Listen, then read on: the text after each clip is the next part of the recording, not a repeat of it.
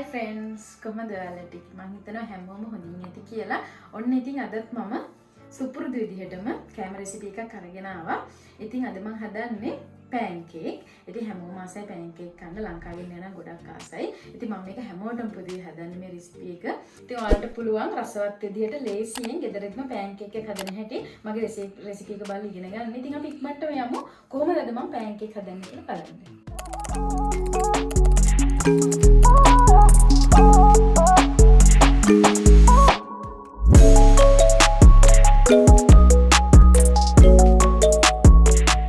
දැන් මට මේ pancake එක හදන්න ඕන කරන්නේ මෙතන මම අරගෙන තියෙනවා ඩෙසිකට් මෙහි පොල් අරගෙන තියෙන්නේ අපිට මෙහි තියෙන පොල්. ඉතින් මම මේක හොදලා අරගෙන තියෙන. ඒකට අමු පොල් වගේ තියෙනවා. ලංකාවේ ඉන්න අයට පුළුවන් ඔයාලට මේකට අමු පොල් බෑයක් ගන්න. ඊළඟට මෙතන අරගෙන තියෙනවා සීනි ග්‍රෑම් 100ක්. ඊළඟට මෙතන අරගෙන තියෙනවා කරදු මුංගු වැට 3ක්.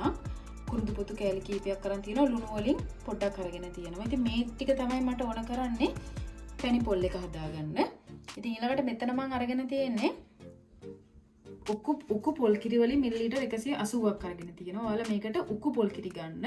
එතකොට pancake එක හොඳට හදා ගන්න පුළුවන්. මෙතන ඊළඟට බිත්තරයක් ඕන වෙනවා අපිට. ඊළඟට මෙතන අරගෙන තියෙනවා මම පාන් පිටි වලින් ග්‍රෑම් 200ක්. ඊළඟට මෙතන අරගෙන තියෙනවා කහ තේ හැඳි භාගයක්. ඉතින් මේ ටික තමයි මේ ටික අවශ්‍ය වෙන්නේ මට බටර් එක හදාගන්න pancake බටර් එක. ඉතින් අපි දැන් බලමු කොහොමද මේක හදාගන්නේ කියලා. හරි දැන් මම pancake එකට අවශ්‍ය බටර් එක හදාගන්න යන්නේ. ඉතින් මේ විදිහට ඔයාලට පුළුවන් කප් එකක් හරි මේ විදිහට භාජනයක් හරි අරගෙන මම මේකට ඉස්සෙල්ලාම පාන් පිටි ටික දාගන්නවා මේ විදිහට.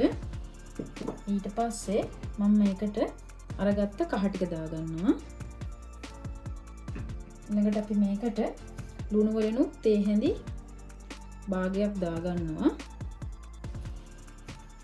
ඊළඟට මම අරගත්ත බිත්තරෙත් මේ විදිහට දාගන්නවා කඩලා. ඊළඟට මම අරගත්ත උකු පොල් කිරි ටිකත් මේ විදිහට මේකට දාගන්නවා. දාගෙන අපි දැන් මේක හොඳට කලවම් කරගමු.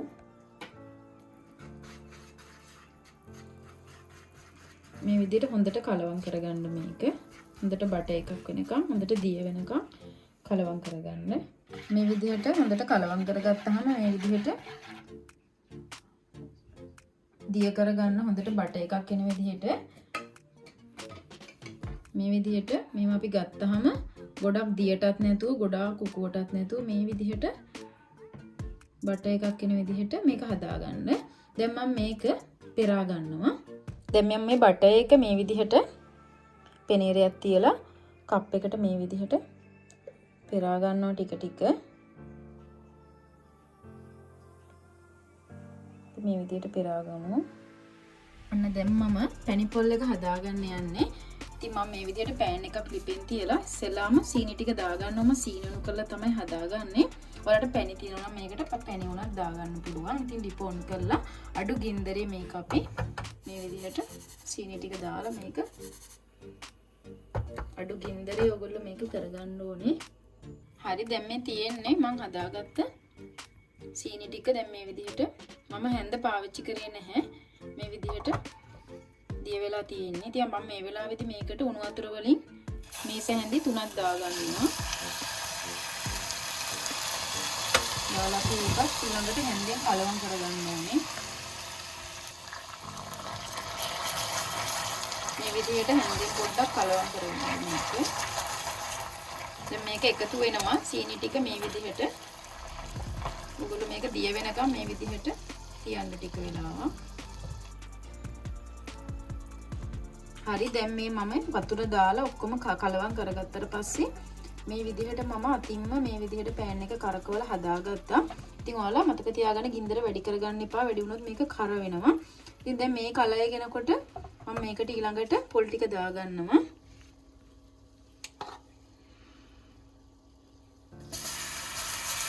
ටික දාලා අපි කලවම් කරගමු ටික ටික දාලා.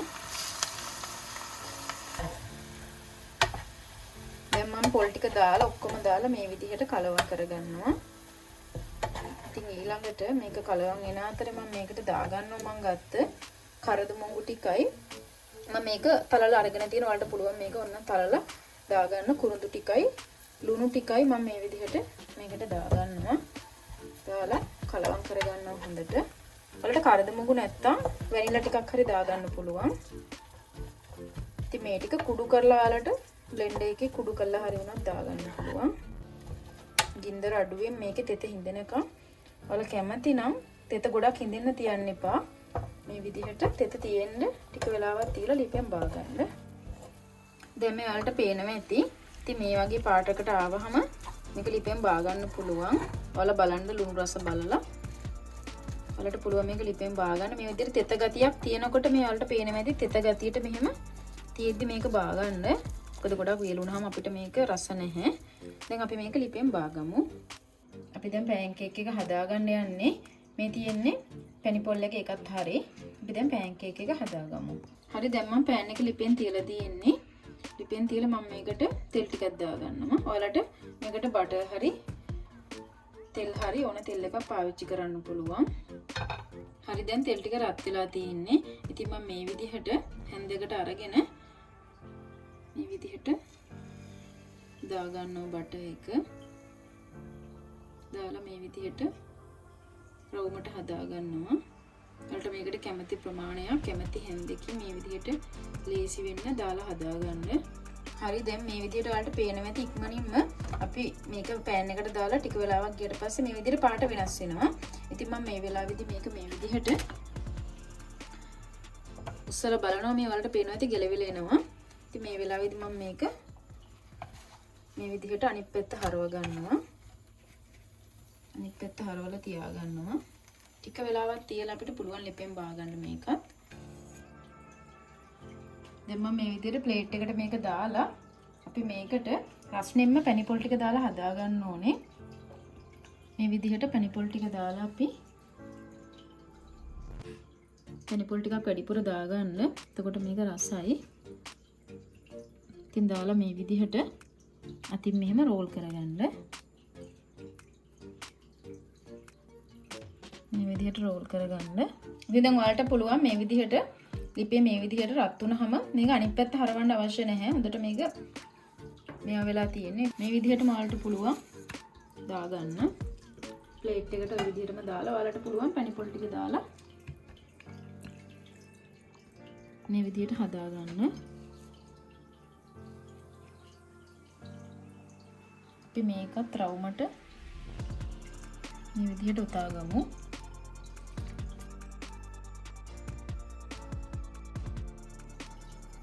රවුමට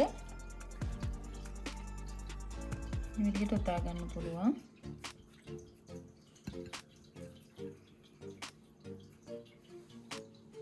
ඉතින් දැන් මේ තියෙන්නේ මම හදාගත්ත පැන්කේක් ටික ලස්සනට කහ පාටට ලස්සනට ඇවිල්ලා තියෙනවා.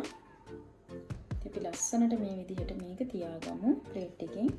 ඉතින් දැන් ඔන්න තියෙනවා මම හදාගත්ත පැන්කේක් ටික වලට පේනවා ඇති ලස්සනට කහ පාටට හොඳට නීට් එකට පැන්කේක් ටික ඇවිල්ලා තියෙනවා.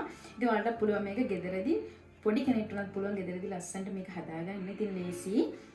ඉතින් ඔයාලට පුළුවන් මේක try කරලා බලන්න. ඉතින් අලුතින් වීඩියෝ එක බලන කෙනෙක් නම් ඔයාලට පුළුවන් මගේ Laiya with Kuma YouTube channel එක subscribe කරන්න. ඒ වගේම වීඩියෝ එකට like එකක් දාන්න පුළුවන්. ඉතින් එහෙනම් වීඩියෝ එක බලපු හැමෝටම ගොඩක් ස්තුතියි.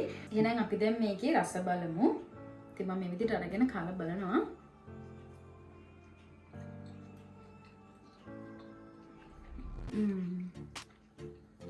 ඔයාලට පේනවද?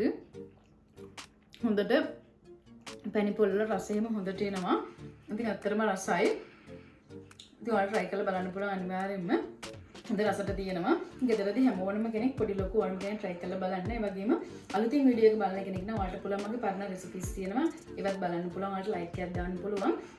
ඉතින් එහෙනම් ගිහින් එන්න ඔයාලට පුළුවන් Laiya with Kuma YouTube channel එක subscribe කරලා තියාගන්න මේ වගේ තවත් රසවත් වීඩියෝස් බලන්න. ඉතින් එහෙනම් ගිහින් එන්න පරිස්සමින් සතුටින් ඉන්න හැමෝටම සුබ දවසක්. bye.